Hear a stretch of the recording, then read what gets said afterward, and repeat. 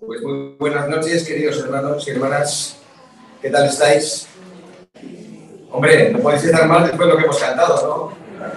Estamos bien porque le hemos dicho al Señor todo esto que hemos expresado con esta preciosa alabanza. Así que en este espíritu de unidad, de amor al Señor y de amor entre nosotros, estamos abordando el tema que me habéis asignado con el título Ministerios y Servicio en la Iglesia Local. ¿Qué ganas tenéis de trabajar, Ministerios y Servicio en la Iglesia Local? Y el tema de mañana, el último tema, va a ser entregados a la tarea. Y yo sé que esto es una parte final muy importante, pero antes de estar entregados a la tarea, que es el último tema, el primer tema, el que vimos anteayer, es que en primer lugar tenemos que quedar impactados por la visión de quién es Dios. Antes de trabajar aquí abajo tenemos que tener una visión de altura para que sepamos realmente el propósito por el cual luego servimos. Una visión de altura de quién es Dios. Y dijimos a la luz de Isaías capítulo 6 que al menos destacamos 4 atributos de Dios. ¿Recordáis? Venga, ya os tengo que preguntar. Entonces, pregunta de examen. Nuestro Dios es soberano, santo, poderoso, majestuoso. Los primeros 4 versículos del capítulo 6 de Isaías. Esa visión de altura nos lleva después a una visión de profundidad, de saber quién soy yo, de no engañarme a mí mismo. Y la palabra claramente afirma en los versículos 5 al 8 que soy un hombre pecador, perdonado, probado y preparado para llevar adelante la misión que nos lleva a esa visión de anchura. Heme aquí, envíame a mí. Y el profeta tenía una visión imposible, humanamente hablando, y nosotros también la tenemos, imposible, pero leemos al Señor, heme aquí, envíame a mí. Y ayer ahondamos en esa visión de anchura cuando vimos el segundo tema. Después de quedar impactados por la visión, ahora estamos enfocados en la misión. Y ahí vimos que el Señor en su palabra no solamente nos da el mandato de ir, de predicar el Evangelio, de hacer discípulos y de establecer iglesias, sino que también nos da el modelo de cómo hacerlo. Y vimos el modelo con mayúscula, nuestro Señor Jesucristo. Y vimos otros modelos que no son perfectos, pero que sí son buenos modelos en iglesias locales, como la iglesia de Antioquía, en el libro de los Hechos, capítulo 11, y vemos ahí que Dios dio a esa iglesia un comienzo. Toda iglesia tiene un comienzo. Y hay que saber la historia de cada iglesia local en la cual cada uno de nosotros estamos. ¿Cómo comenzó todo? ¿Cómo se desarrolló con el paso del tiempo? Y después de ese comienzo viene un crecimiento que Dios lo da, porque los hermanos comienzan a predicar el Evangelio. Y cada vez que se predica el Evangelio y vivimos conforme a lo que el Evangelio dice, algo va a ocurrir. Dios algo va a hacer. Y vemos que ese comienzo y ese crecimiento llevó a la iglesia de Antioquía un compromiso de ir adelante con la obra del Señor y de dejar ir a los mejores para establecer nuevas iglesias en otros lugares. Y si mañana vamos a hablar de entregados a la tarea, el tema de hoy es renovados en el Señor. Renovados en el Señor para poder estar entregados a la tarea. Y el título que me habéis dado es Servir en el siglo XXI como los mismos principios del siglo I. Yo no lo he visto con mis propios ojos. Nunca he estado allí todavía. Espero algún día poder ir con mi esposa y conocer Israel. Pero no hace falta ir a Israel para saber que hay 2 grandes lagos rodeados de tierra, más conocidos como el Mar de Galilea y el Mar Muerto. Pero la gran diferencia entre ambos es que el Mar de Galilea tiene una entrada y una salida de agua. Esto hace que se esté renovando constantemente.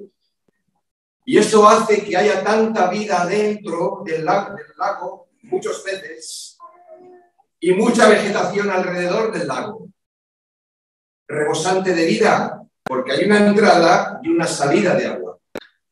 Por el contrario, el mar muerto solamente tiene una entrada de agua, pero no tiene salida.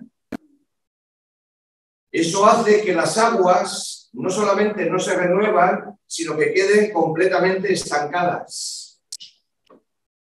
Y por lo tanto no hay vida dentro, no hay peces.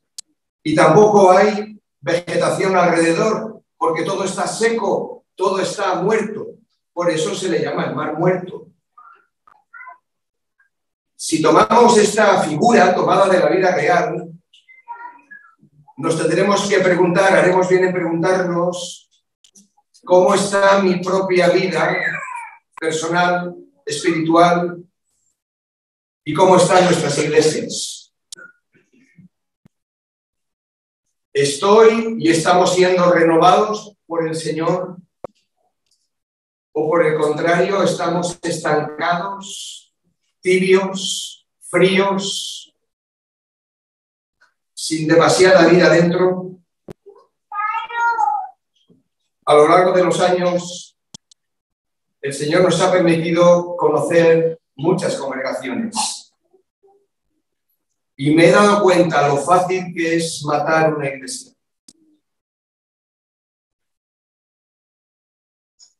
Solo tienes que hacer que haya una entrada de agua, de personas, como esta noche en este lugar, pero que después no haya una salida que nos lleve a decir a otros lo que hemos recibido. Y si al salir no contamos y no damos gracias por lo que ha pasado y cerramos nuestra boca y no compartimos lo que el Señor nos ha dado, esa agua de vida que es su palabra, pues algo malo está ocurriendo. Es muy fácil matar una iglesia. Si quieres matar una iglesia, solamente tienes que hacer que los miembros se preocupen solo de sí mismos, de sus intereses personales, de su trabajo, de su familia, que hay que ocuparse de todo eso naturalmente, pero cuando alguien se ocupa solamente de sí mismo, poco a poco la iglesia va a ir muriendo. Si quieres matar una iglesia, deja que ésta se ocupe solo de los asuntos de orden interno, como la música, y gracias a Dios por la buena alabanza que tenemos. Pero cuando una iglesia se ocupa solo de himnario, el orden del culto, las mejoras de local, el mobiliario, los estatutos, las ofrendas, cuando una iglesia se enfoca solo en sí misma, y hay entrada de agua, porque la palabra se predica y hay comunión fraternal, pero cuando salimos tiene que haber una salida de testimonio de nuestras vidas. Por lo tanto, servir en el siglo XXI con los principios del siglo I es el antídoto para las aguas estancadas. Y todos tenemos que admitir seguramente de una manera o de otra que algo de estancamiento sí hay. Es más, la tendencia natural, aun cuando el Señor nos ha renovado tantas veces, la tendencia es a estancarse. Por muy buen creyente que uno sea, la tendencia es a descuidarse. La tendencia es a leer la palabra, si la leemos con cierta desgana, y orar sin demasiado entusiasmo. Y un buen reflejo de todo esto, o un buen termómetro. Spurgeon decía que la colecta es el termómetro de la iglesia. Bueno, no estoy tan seguro de eso, tal vez, pero creo que todos estaremos de acuerdo que otro termómetro que mide la temperatura espiritual de la iglesia es la vida de oración y los cultos de oración. ¿Cómo están los cultos de oración? Vienen a ser en general, hay excepciones, la cenicienta, ¿no?, de la iglesia. Pero mire muy bien la temperatura, porque hoy la iglesia está llena y estos días está llena la congregación. Está bien. Ya sé que hay hermanos de otras congregaciones, sin duda alguna, que eso es una bendición, pero en cada iglesia local aquí representada, ¿cómo está la vida de oración? La renovación en el Señor es el antídoto, como digo, para las aguas estancadas. En este texto o en este libro de Apocalipsis, el Señor Jesucristo se le reveló a Juan para encargarle una tarea profética.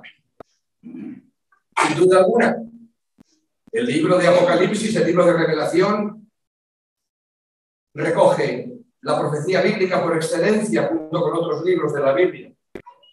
Escribe las cosas que has visto y las que son y las que serán después de estas. Capítulo 1, verso 9. Pero también el Señor Jesucristo le encarga a Juan una tarea pastoral para las iglesias de Asia Menor. Escribe al ángel de la iglesia. Esta frase se repite 7 veces, con el nombre propio de cada una de las 7 iglesias. Y las voy a mencionar. Cambroneras, La Zarzuela, Orfila, La Carolina, Guarromán, La Granja, Bailén, C29, igual me dejo alguna, del entorno más cercano.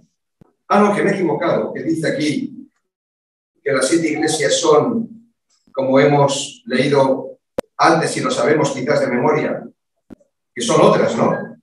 Las propias en los tiempos de Juan, pero estas 7 iglesias representan muy bien cada una de nuestras congregaciones locales en este lugar. Así que este mensaje de esta noche es para cada una de las 7 iglesias o de las 8 que he mencionado, incluidas las de San Sebastián, Azpeitia, Irún y Tolosa. Así que yo tampoco me libro en la responsabilidad que tengo. Le encargo una tarea pastoral.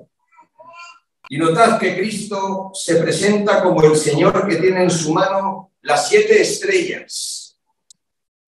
Pregunta de interpretación bíblica. ¿Qué son las 7 estrellas? La respuesta está en el texto bíblico, capítulo 1, verso 20. Las 7 estrellas son los ángeles de las 7 iglesias.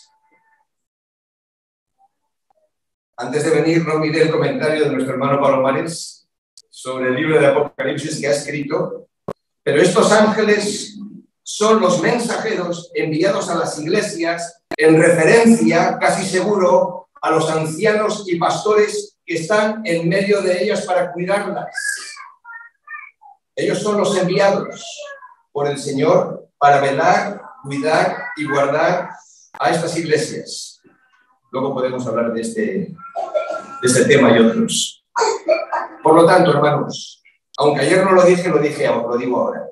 Los ancianos, los pastores, los guías espirituales de cualquier congregación, tenemos la responsabilidad de velar y de cuidar por las iglesias locales donde el Señor nos ha puesto. Y no tengo duda de esto que voy a afirmar. Los ancianos, pastores, guías espirituales, o somos la clave o el clavo para el desarrollo de la obra en nuestras iglesias. Con esto no estoy diciendo que toda la responsabilidad cae sobre nuestros hombros. Cada miembro en particular tiene su responsabilidad. Pero las 7 estrellas son los ángeles de las 7 iglesias y Cristo se pasea y se presenta delante de ellos. Y también se pasea entre los candeleros de oro que representan ahora las iglesias. Lo dice el capítulo 1, versículo 20. Los 7 candeleros de oro que has visto son las 7 iglesias. Así que cada iglesia local que he mencionado antes, en esta región donde estamos, y por supuesto hay muchas iglesias locales más, cada una de nosotros somos uno de esos candeleros. Ahora decidme, espero vuestra respuesta. ¿Cuál es la función de un candelero? Alumbrar. ¿Y cuál es la función de una iglesia? Alumbrar. Los 7 candeleros de oro que has visto son las 7 iglesias. Y cada iglesia es un candelero, es una luz que se levanta en el barrio donde cada iglesia local está. Un faro. Y si la función de un candelero es alumbrar, la función de la iglesia es iluminar, alumbrar. Somos la luz del mundo. Éfeso era la ciudad más importante de la provincia de Asia, gran centro comercial, como sabéis, político, religioso, con su culto a la diosa Diana y una de las 7 maravillas del mundo. Pablo fundó esta iglesia. Y si leemos en Hechos capítulo 20, versículo 31, dice que estuvo enseñando por 3 años. De noche y de día, no he cesado de amonestar con lágrimas a cada uno. Esos 3 años de noche y de día no eran contabilizados en el día del Señor solamente, sino contabilizados todos los días de la semana y casi a todas horas, congregándose con hermanos, con grupos pequeños, con discipulado, visitando, trabajando. No es decir, bueno, llega el día del Señor el domingo y nos reunimos todos como iglesia, que está bien, y es cuando la mayoría de nosotros podemos, pero había una labor durante la semana de cuidado personal, pastoral, de atención hacia los demás, no solamente por parte de Pablo, sino por el equipo misionero del que vimos ayer. Por 3 años de noche y de día, no he cesado de amonestar con lágrimas a cada uno, así que costó levantar esta iglesia de Jesús. Como todos los comienzos de cualquier iglesia local, como vimos ayer, son difíciles. Ahora, nos centramos en esta iglesia de Éfeso, porque vamos a mirar el texto bíblico que habla de ella, pero por extensión vamos a hablar de nuestras propias iglesias locales, porque para eso se escribe la Biblia. No para dejarlo en el plano de lo que pasó entonces, sino de ver cómo construimos puentes para nuestra realidad hoy. Así que lo primero que tenemos que reconocer es que la iglesia de Éfeso tiene luces y tiene sombras. También las nuestras. También las nuestras. Y el texto claramente afirma cuáles son esas luces y cuáles son esas sombras. Leemos el versículo 2. Yo conozco tus obras, iglesia, y tu arduo trabajo y paciencia, y que no puedes soportar a los malos, y has probado a los que dicen ser apóstoles y no lo son, y los has hallado mentirosos, y has sufrido y has tenido paciencia, y has trabajado arduamente por amor de mi nombre, y no has desmayado. Si miramos con atención el texto, lo primero que notamos es que es una iglesia esforzada y trabajadora. La iglesia de Éfeso. Yo conozco tus obras, le dice el Señor. Conozco el trabajo que prestas a los demás. Conozco tu intensa labor, trabajo y fatiga. Conozco tu compromiso, tu entrega, tu lealtad. Iglesia en Éfeso, te conozco de arriba abajo. Ahora, yo no os conozco tanto como el Señor a la iglesia de Éfeso, pero el Señor nos conoce bien. Y yo estoy seguro que este ingrediente, digo estoy seguro porque conozco la mayoría de estas iglesias que he mencionado, que sois iglesias y hermanos esforzados y trabajadores. Y viendo el testimonio de esta congregación en particular, después de tantos años, es una demostración clara de que ha habido hermanos y hermanas que el Señor ha levantado y ha usado para que nosotros podamos estar aquí hoy. Mucho esfuerzo, mucho trabajo, mucho sacrificio, mucha entrega, muchas lágrimas. Al mismo tiempo es una iglesia paciente y sufriente. Como dice el versículo 2, la segunda parte y el versículo 3. Conozco tu trabajo y paciencia, dice. Es decir, es una iglesia que permanece firme, que ha permanecido donde tenía que estar, en su sitio, que se destaca por su discernimiento espiritual, por su pureza doctrinal y su lucha por la verdad, porque ha conseguido identificar la doctrina de los nicolaitas, que no tenemos tiempo de entrar aquí, pero era una falsa enseñanza que se quería colar en la iglesia. Y esta iglesia, que tenía discernimiento espiritual, sana doctrina, claramente los pudo llegar a identificar. Y el Señor los alaba por eso, porque es una iglesia paciente, sufriente, que no ha desmayado, y tenemos que reconocer que la iglesia de Éfeso, al igual que todas las iglesias aquí representadas, que he mencionado antes, tiene cualidades muy buenas que debemos imitar. Tenemos que ser esforzados, trabajadores, pacientes, sufrientes, saber aguantar bajo presión cuando viene el momento difícil. Por eso las obras se mantienen por la gracia de Dios. y por el esfuerzo y trabajo de muchos hermanos en cada congregación, obreros, pastores, siervos, diáconos, hermanos y hermanas sencillos que trabajan cada día para que la obra siga adelante. Y me encanta cómo el Señor aquí ahora va a reprender a esta iglesia y nos va a reprender a cada uno de nosotros en el área que corresponda. Pero el texto no comienza con una reprensión, comienza con una alabanza. Y aquí encontramos un principio importante. Antes que reprender a nadie, hermano, hermana, primero tenemos que reconocer en ese hermano y en esa hermana las virtudes que sin duda alguna el Señor le ha dado y tiene. En la consejería, cuando tenemos que hablar con alguien, tenemos que corregir a alguien, naturalmente, tenemos que ser claros en hacerlo. Pero antes tenemos que reconocer también lo que seguramente ese hermano y esa hermana han significado para la congregación y quizás para cada una de nuestras vidas. Porque claro, ahora vienen las sombras. Sombras que toda iglesia local tiene. Sombras que cada uno de nosotros tenemos. También hay luces. También hay virtudes, pero hay sombras. Y la sombra aquí parece que es muy pequeña. Pero no es tan pequeña. Porque el Señor ha reparado en ella. Y le dice el versículo 4, pero tengo contra ti, iglesia, que has dejado tu primer amor. Una línea, solo una línea.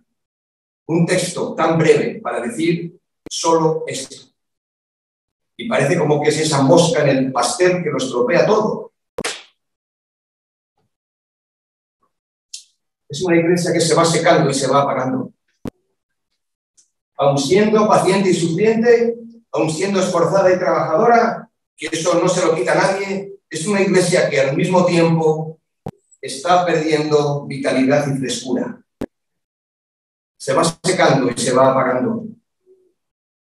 Porque así como el Señor dice, tengo contra ti que has dejado tu primer amor, y antes les ha dicho, conozco tus obras, y seguramente el barrio también conoce las obras, las buenas obras que la iglesia hace. También conozco tu corazón, dice el Señor. Conozco tus acciones, pero también conozco tus motivaciones. Conozco tu trabajo y fatiga, pero también conozco tu pereza y tu apatía. Porque tengo contra ti, iglesia, que has dejado tu primer amor. El Señor no está diciendo que esta iglesia ha dejado de amar. Cuidado con decir, como a veces alguien dice atrevidamente, y eso es casi una blasfemia, es que en esta iglesia no hay amor. Mentira. En la iglesia de Jesucristo hay amor. Otra cosa es que hayamos abandonado aquel primer amor. No está diciendo que esta iglesia ha dejado de amar, sino que ha dejado atrás aquel primer amor. Es decir, ese fuego del primer amor de los primeros años se había extinguido o se estaba extinguiendo y el entusiasmo de los primeros años había desaparecido o estaba desapareciendo. Esta queja no es nueva. Nos recuerda aquella otra que a través del profeta Jeremías el Señor hablaba a su pueblo al decirles, capítulo 2, versículo 2 de Jeremías, recuerdo el cariño de tu juventud y el amor que me tenías de prometida. Si en la consejería matrimonial mi esposa y yo solemos decir a los matrimonios, y nos lo decimos a nosotros, que mantengáis vivo el romance en vuestro matrimonio, que mantengáis vivo el noviazgo en vuestro matrimonio. No importa que estemos casados. Recuerda los primeros años, cuando uno buscaba al otro y viceversa para querer estar juntos. Recuerda los primeros años cuando te convertiste y te faltaba tiempo para leer más y más de la palabra porque tenías muchas ganas, mucho entusiasmo, o cuando venías a la iglesia y quizás venías a los cultos de oración que ahora ya no vienes. Motivos habrá seguramente. O servías de corazón y quizás ahora ya no lo haces. O si lo haces, quizás sea el entusiasmo ese no es el mismo. Hermanos, ¿habéis notado que la tibieza y el enfriamiento espiritual en la vida de un creyente y en la vida de una iglesia no surgen de repente? Nadie se vuelve frío y distante de la noche a la mañana. Ningún matrimonio tampoco se rompe de la noche a la mañana. Sino que hay un proceso, a veces imperceptible, de distanciamiento, de enfriamiento espiritual en nuestra comunión con el Señor y con los demás. Es un proceso lento, pero la combinación es siempre la misma. Mucho trabajo y poco tiempo. ¿Te resulta familiar? Muchas ocupaciones y pocas oraciones. ¿Te resulta familiar? Muchas distracciones y poca comunión.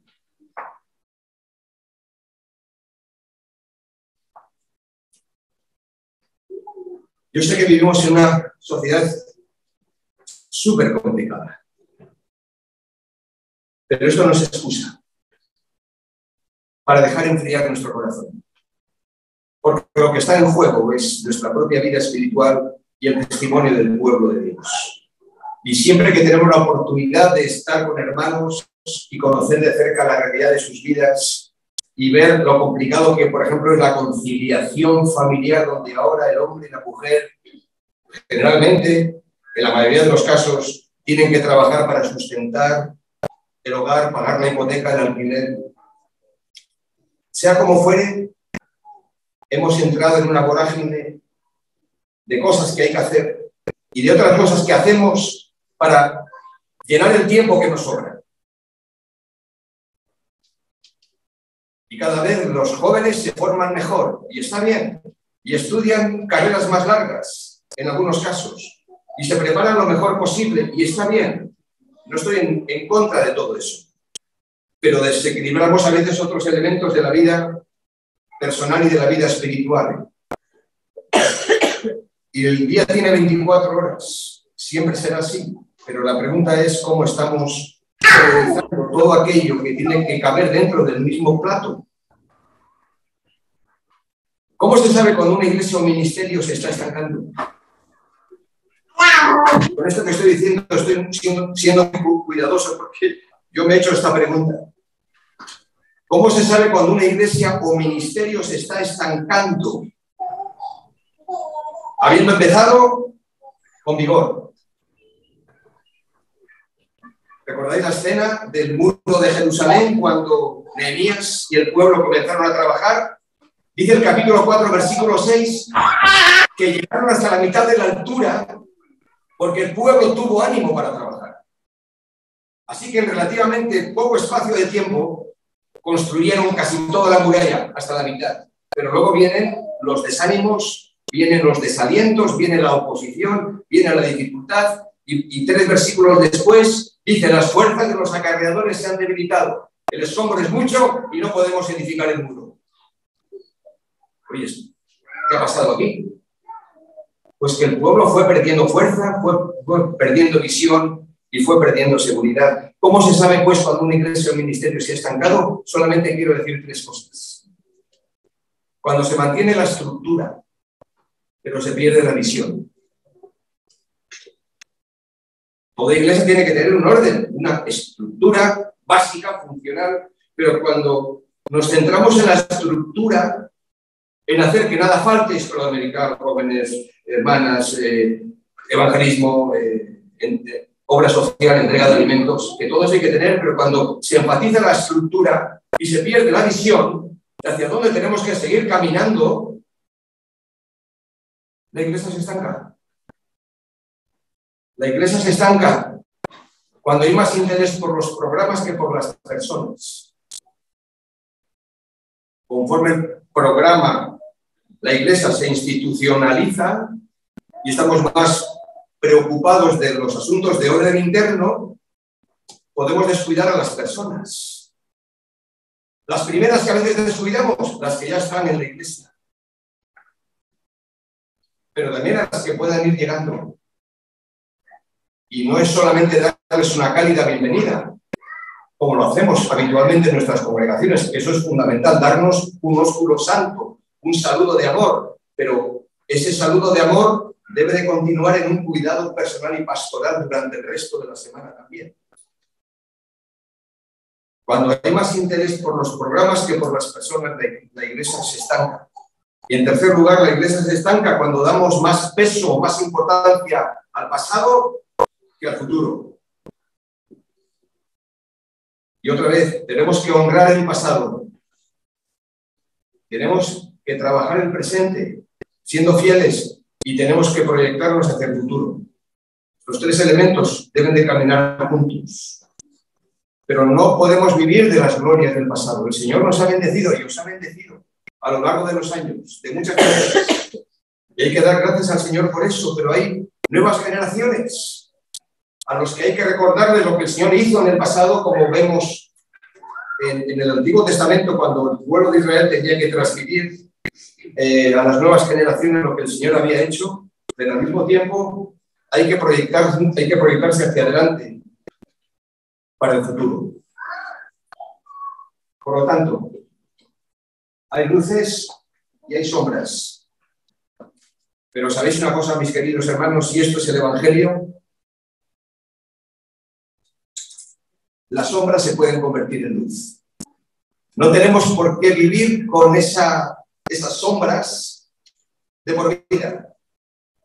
Las sombras se pueden convertir en luz, porque dice el versículo 5,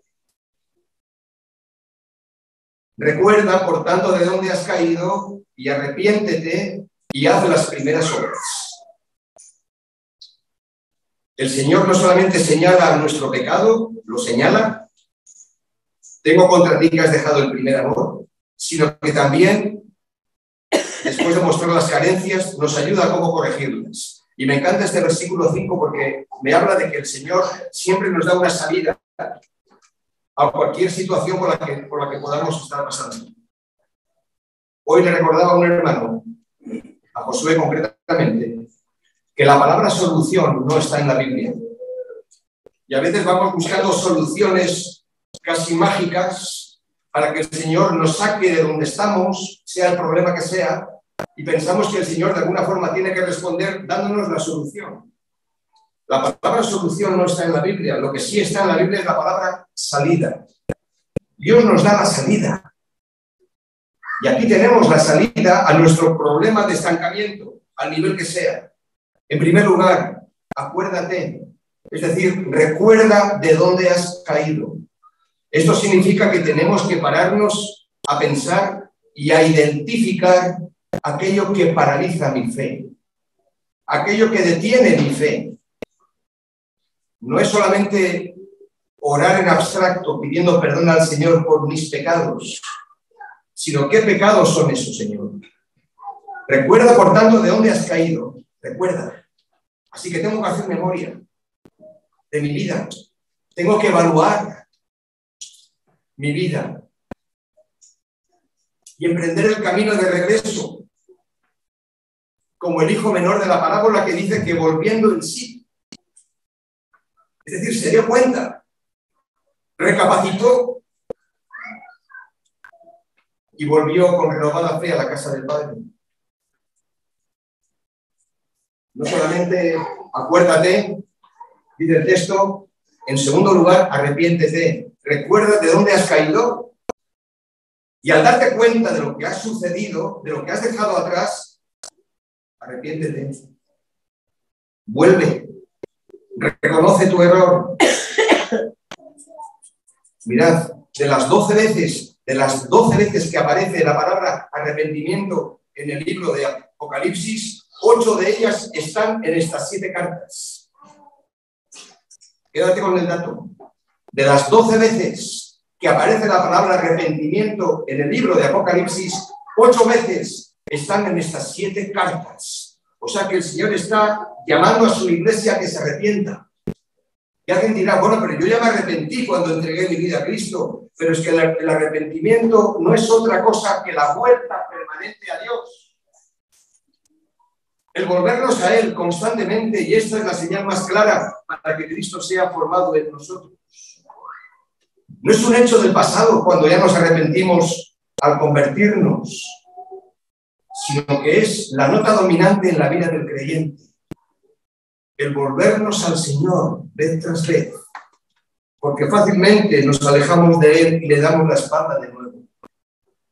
Arrepiéntete y vuelve al fervor espiritual que tenías al principio, que es lo que produce el arrepentimiento. A veces uno nota, hasta en la mirada o en el rostro, en el brillo de los ojos de un creyente de años, cuando ha habido un giro y un cambio renovado en su corazón. A veces uno lo nota, incluso en la conversación. Oye, ¿qué te ha pasado? Bueno, pues el Señor me ha renovado. El Señor me ha traído de nuevo hacia Él con esas cuerdas de amor. Pero he pasado años sin apreciarlo, sin valorarlo, viviendo por el suelo, desperdiciando mi vida. Pero el Señor hizo algo nuevo en mí. Y tú lo notas cuando luego habla contigo, porque no tiene que decirte nada, tú ya lo notas.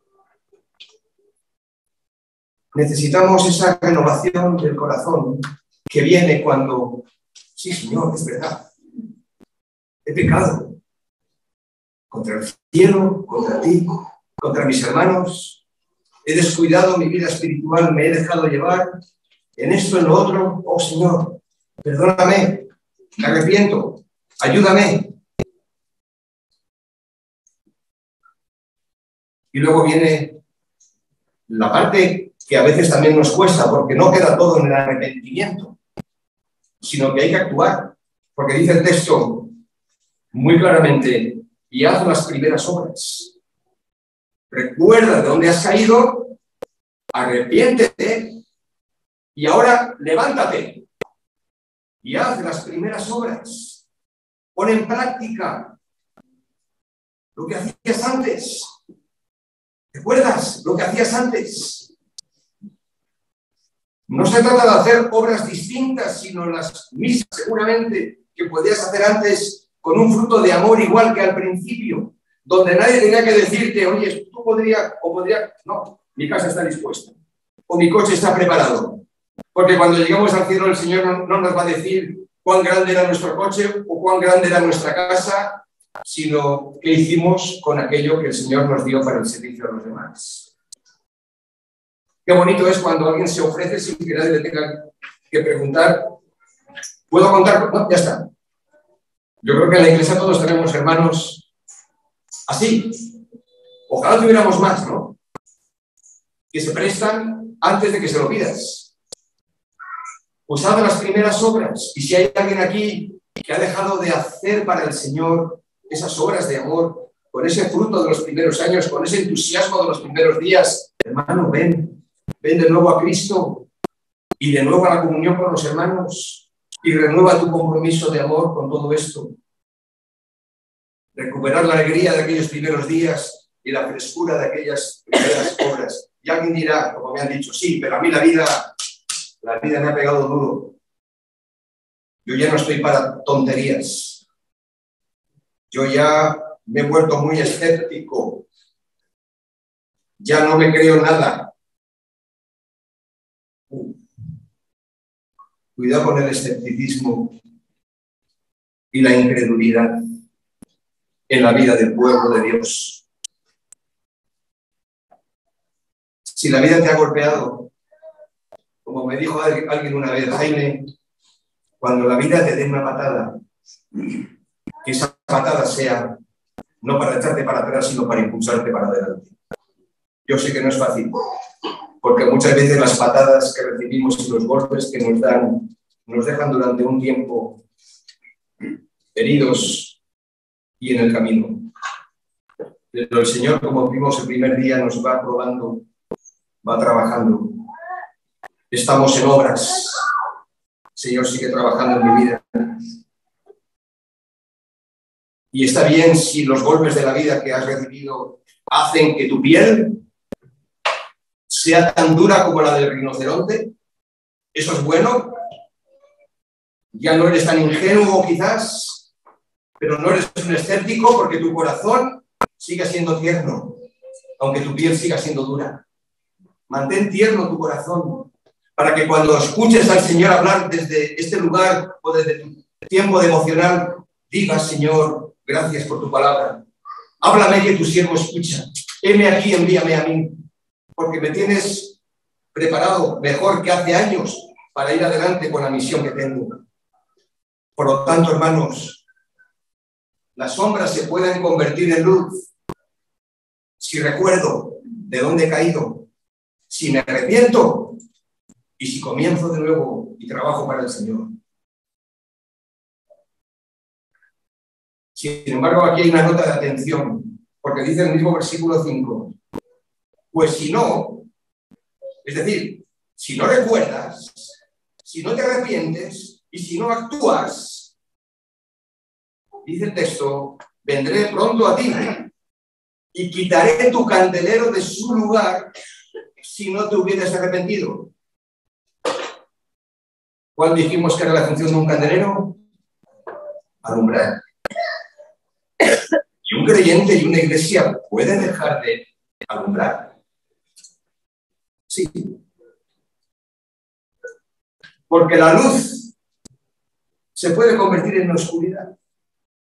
Así como las sombras se pueden convertir en luz si atendemos al consejo de la palabra, si no lo atendemos, si no hacemos caso, si somos desobedientes, incrédulos, necios, cuidado.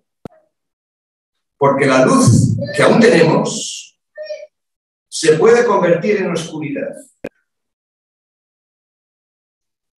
Y esto no es para señalar, porque el texto no habla de esto, de la pérdida de salvación. Naturalmente que no.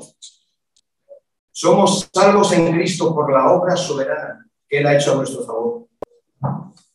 Entonces, ¿de qué está hablando? El Señor tomará una medida drástica si la Iglesia no obedece. Si el creyente no atiende, quitará el candelero de su lugar. Regiones que antes fueron cristianas, ahora no lo son. En Europa, sin ir más lejos, podemos ver antiguas iglesias llamadas protestantes, evangélicas, convertidas ahora en bares, en salones de juego, en pistas de baile y, en el mejor de los casos, en bibliotecas municipales. Pero ni rastro del testimonio de esa iglesia, tal vez centenaria, en ese lugar. Ahora, vengamos a nosotros, a España.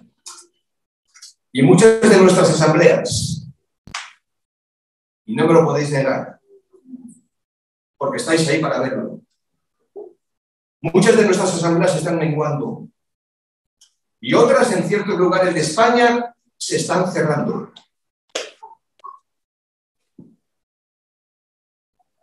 Sus miembros, si los hay, se reúnen solo con fines religiosos, sociales, culticos, culturales. Y lo que empezó siendo quizás un resurgir, un movimiento del espíritu, el movimiento de los hermanos, un movimiento del espíritu para llevar el evangelio a regiones y a lugares donde no había testimonio.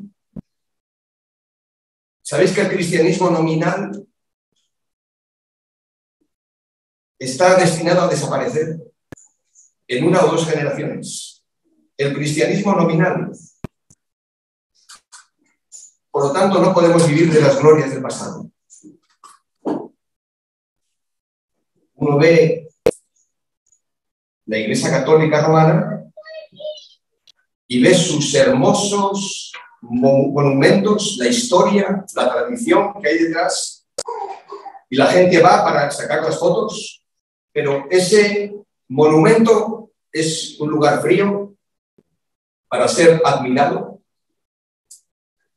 Pero la palabra del Señor nos habla del movimiento, no del monumento de la iglesia, sino del movimiento de la iglesia del Señor para llevar adelante la gran comisión. Por lo tanto, cuidado que la luz se puede convertir en oscuridad si no atendemos el consejo.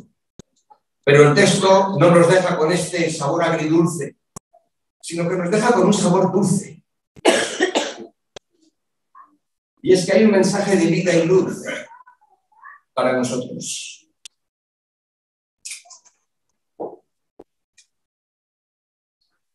Versículos, como pone ahí, 6 y 7, que enseguida vamos a ellos. ¿Cuántos años tenía la iglesia de Éfeso aquí en Apocalipsis capítulo 2? Aproximadamente unos 40 años. Desde que Pablo la fundó, hay en Hechos que hemos leído antes, después de 3 años batallando. Por lo tanto, en esta iglesia de Éfeso, en Apocalipsis, ya hay creyentes de primera, de segunda, hasta igual de tercera generación.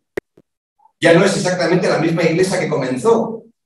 Esa iglesia que comenzó fue creciendo, se fueron añadiendo los hijos de los creyentes, los nietos, los bisnietos.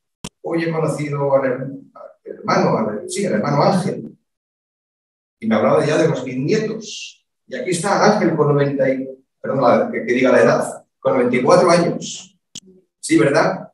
Pues te consta una cosa, mi esposa y a mí, que venimos del trasfondo católico, cuando vimos iglesias evangélicas donde había creyentes de hasta 3 y 4 y 5 generaciones, dijimos, esto es nuevo para mí, qué maravilla, ojalá que nuestros hijos puedan crecer en un entorno así en nuestra casa y puedan servir en la iglesia, y gracias a Dios, los 3 hijos que tenemos están en la iglesia, ya tienen hijos, los 2 mayores, y por supuesto es una bendición.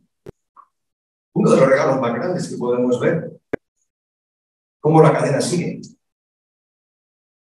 Pero también vemos en esta iglesia y en las iglesias, no en todas, pero en muchas sí, que estos creyentes, que son hijos y son creyentes de segunda, tercera generación, ya no tenían, muchos de ellos, el entusiasmo ni la visión de sus padres y abuelos, de los que comenzaron la obra.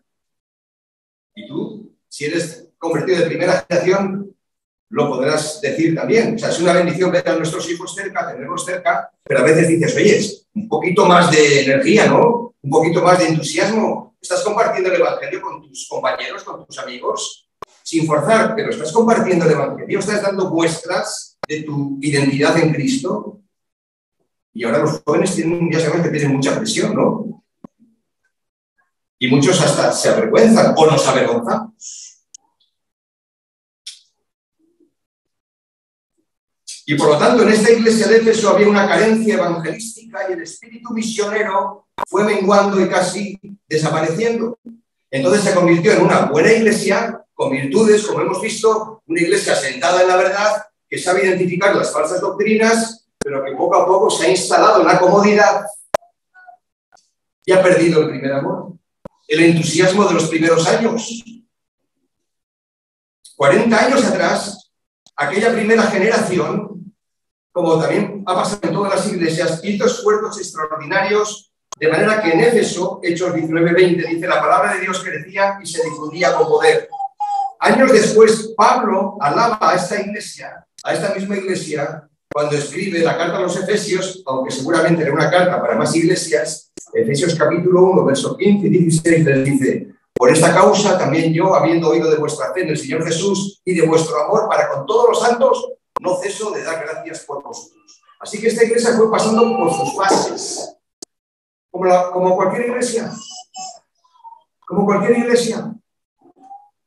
Y cuando identifica, la iglesia identifica que se está estancando, lo que hay que hacer es decir, Señor, tengo que volver a ti, tenemos que volver a ti de nuevo, para que tú reavives el fuego de nuestro corazón. Así que llegado este momento, hermanos, tenemos que preguntarnos si el Señor tiene algún reproche que hacernos. Seguro que sí. Quizás sea el mismo reproche que hemos dejado atrás aquel primer amor y el entusiasmo de las primeras obras. Pero sabéis, y esto es el Evangelio, el amor de Cristo no ha cambiado. No tenemos ningún pero hacia Él. Porque su amor hacia nosotros no ha cambiado. Es un amor incondicional. Es un amor eterno. Es el amor de los primeros días. Es el amor de siempre. Nos ha amado hasta el fin. Y esto es lo que nos hace volver a Él de nuevo. Porque Él nos cautiva con su amor. Cuando venimos a Cristo y experimentamos su perdón, nos damos cuenta que el Señor nunca nos ha dejado de amar con la misma fuerza y la misma pasión. Y esto es lo que nos hace decir, Señor, ¿cómo puedo ser tan estúpido y tan tonto? Como cuando escribe el salmista en el Salmo 73. Era como una bestia delante de ti. ¿Cómo he podido dejarme llevar por la corriente de este mundo? Hasta que entrando en el santuario de Dios comprendí el fin de ellos y realmente reconocí que me había equivocado en mi pensamiento. Al que venciere, le daré a comer el árbol de la vida, el cual está en medio del paraíso de Dios, termina el texto. Sabéis que después del pecado de Adán, el camino al árbol de la vida quedó cerrado y custodiado por los querubines.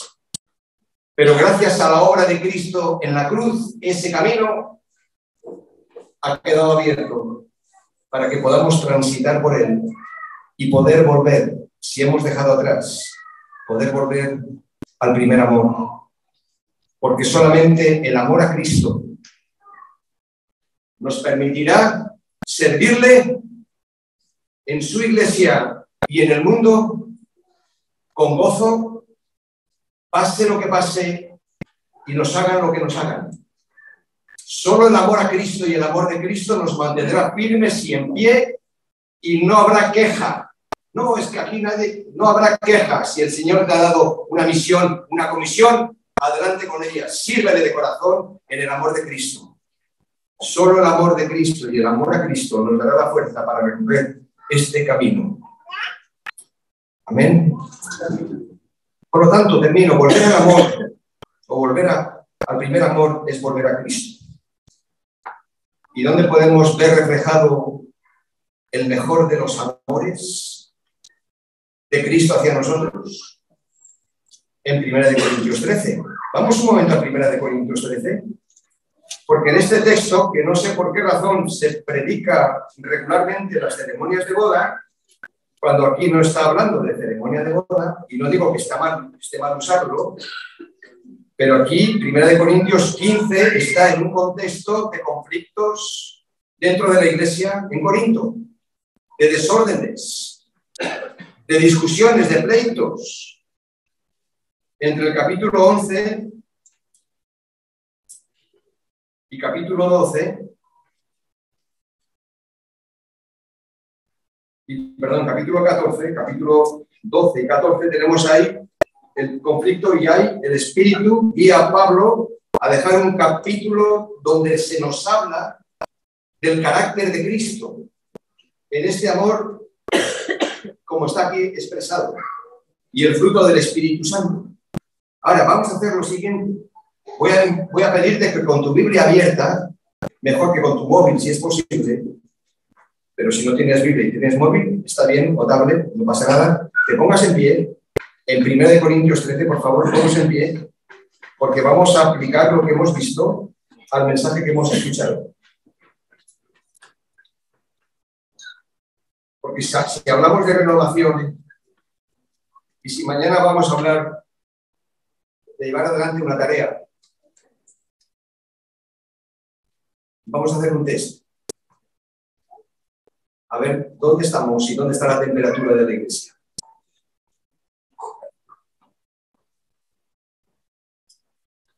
Mirad, versículos del 4 al 8, nada más. Aquí aparecen algunas de las características del amor de Cristo. Del amor.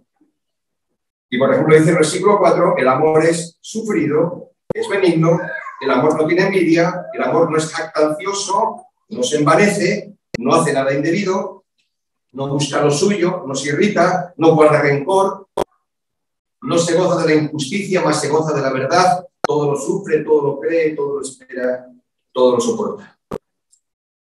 Ahora vamos a hacer el siguiente ejercicio. Allí donde dice amor, tú vas a poner tu nombre, el tuyo, y yo pongo el mío. De tal forma que yo leería así, el versículo 4, Jaime es sufrido, etcétera. ¿Sí? Entonces, vamos a leer todos en voz alta, pero cada uno con su nombre. No digas mi nombre, que yo con el mío tengo bastante. Cada uno con su nombre en voz alta, para que te escuches tú y no te importe el murmullo a tu alrededor. No estamos ahora mirando al otro, sino estoy mirándome a mí. Cuando yo digo Jaime he sufrido, pues me lo estoy diciendo yo. Así que, a ver cómo suena. Venga. Jaime es sufrido. Bueno, esto suena muy mal. No, vale, no. Levanta tu voz, pronuncia tu nombre con la misma fuerza con que lo pronuncio yo. A ver, 1, 2, 3. Jaime es sufrido. Muy bien, está ahí. Ahora os voy a dejar descansar de mencionar vuestro nombre. Ahora, tenemos que poner el nombre en todas las demás características de la voz. Así que yo ahora voy a hacer la lectura otra vez con mi nombre. Y al tiempo que yo hago la lectura con mi nombre, estás leyendo sin levantar la voz con tu nombre. Conforme voy avanzando en la lectura, si crees que no das la talla en alguna de estas características, te vas a ir sentando conforme yo voy avanzando en la lectura. Lo repito. Yo voy a hacer la lectura, tú me vas a seguir con tu nombre y conforme yo voy avanzando en la lectura, si hay alguna de estas características que tú dices, yo aquí no doy la talla, te vas sentando. De tal forma que la lectura es así. Jaime es sufrido. He sabido esperar y he sido paciente con las debilidades de mis hermanos. Jaime es benigno, es decir, siempre he tenido un trato de bondad hacia los demás y en especial a los que no me han tratado bien. Jaime no tiene envidia. Jaime no es jactancioso, no se envanece, siempre es humilde. Jaime no hace nada indebido, no tiene nada de qué avergonzarse. Jaime no busca lo suyo, no quiere promocionarse. Jaime no se irrita, no guarda rencor y nunca se enfada. Jaime no se goza de la injusticia, sino de la verdad. Jaime todo lo sufre, todo lo cree, todo lo espera, todo lo soporta. Jaime nunca deja de ser. ¿Por qué os habéis sentado todos? Yo también estoy sentado. ¿Cómo te sientes al poner aquí tu nombre? Te diré cómo me siento yo. Me siento avergonzado. Me siento avergonzado al poner aquí mi nombre porque me doy cuenta cuánto le he fallado al Señor. Y que no doy la talla. ¿Cómo te sientes tú? Si todos nos hemos sentado es porque hemos entendido que el amor de Cristo es tan grande que no es como mi amor para ni con Él ni para con los demás. Pero a pesar de este retrato que veo de mi persona, no me desespero ni me vengo abajo. ¿Y sabéis por qué? Porque puedo poner otro nombre en mi lugar. Y si conforme ahora voy avanzando en la lectura, tú te sientes identificado con ella, te voy a pedir que a medida que voy leyendo, te vayas, si lo ves conveniente, levantando. Jesucristo es sufrido. Ha sufrido por personas como yo y por pecados como el mío. Jesucristo es benigno. Me bendice a pesar de saber quién soy. Jesucristo no tiene envidia.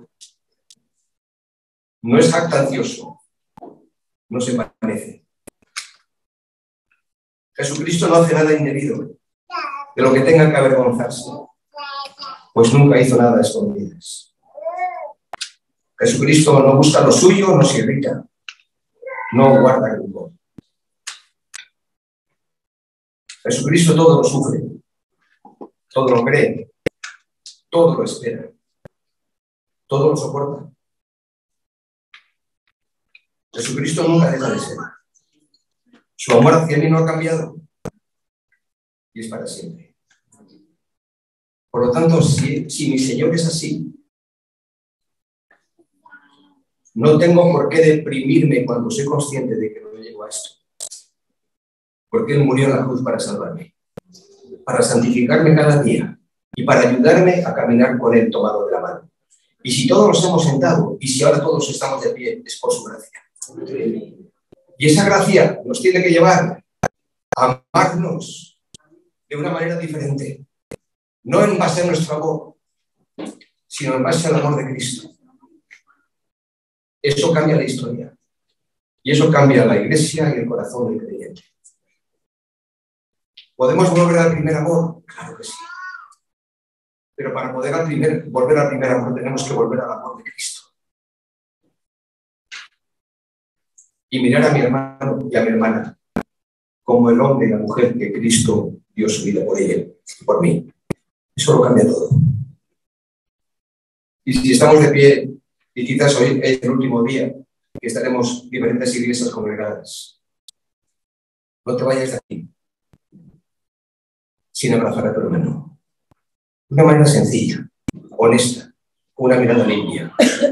Él dice a tu hermano, a tu hermana, quizás el que esté a tu lado en este momento, no importa que sea tu esposo, está bien, pero hermanos que vienen de otras congregaciones y que quizás hace tiempo, no lo sé, la pandemia nos ha alejado a todos, pero no solamente la pandemia, el pecado nos ha alejado a todos. Pues no te vayas sin darle un apretón de manos, un beso en la mejilla, o un ósculo santo, una mano en el hombro.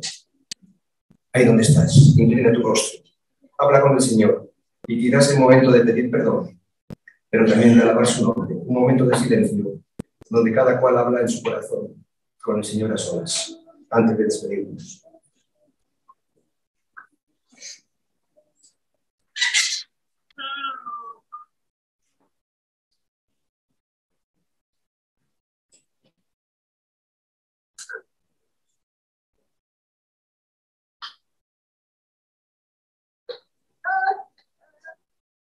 Solo tú, Señor, puedes hacer nuevas todas las cosas. Solamente tú, Señor, das vida. Y solamente tú renuevas nuestra mente, nuestro corazón, nuestro entendimiento.